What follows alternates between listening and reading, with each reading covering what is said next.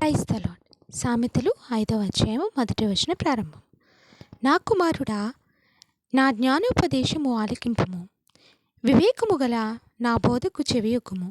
అప్పుడు నీవు బుద్ధి కలిగి నడుచుకుందువు. తెలివిని బట్టి నీ పెదవులు మాట్లాడును.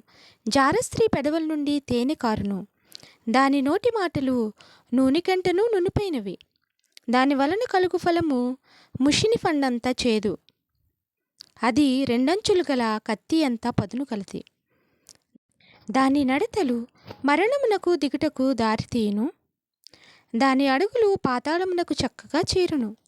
అది జీవ మార్గమును ఏమాత్రమును విచారింపదు. దానికి తెలియకుండానే దాని పాదములు ఇటు అటు తిరుగును. కుమారులారా, నా మాట ఆలకింపుడి. నేను చెప్పు ఉపదేశము నుండి తొలగకుడి. జారస్త్రీయుండు ఛాయకు పోక నీ మార్గము దానికి దూరముగా చేసుకునుము. దాని ఇంటి వాకిటి దగ్గరకు వెళ్ళకుము.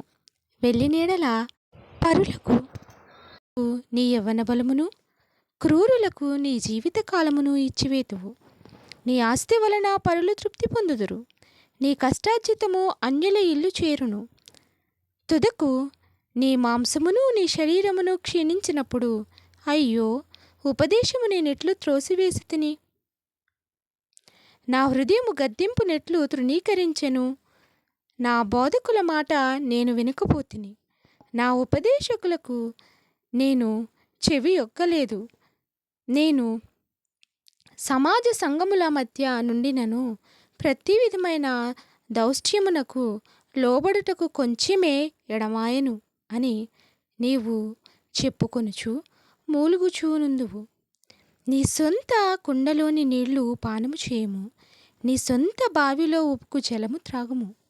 నీ ఊటలు బయటికి చెదిరిపోదగునా?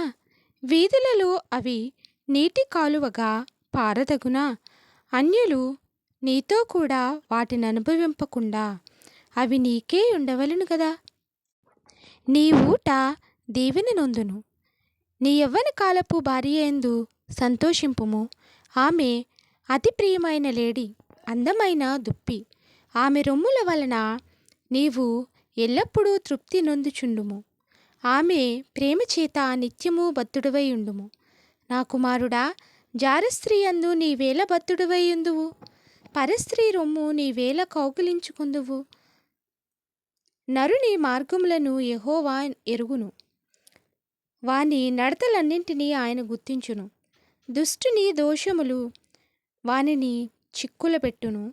వాడు తన పాప పాశముల వలన బంధింపబడును.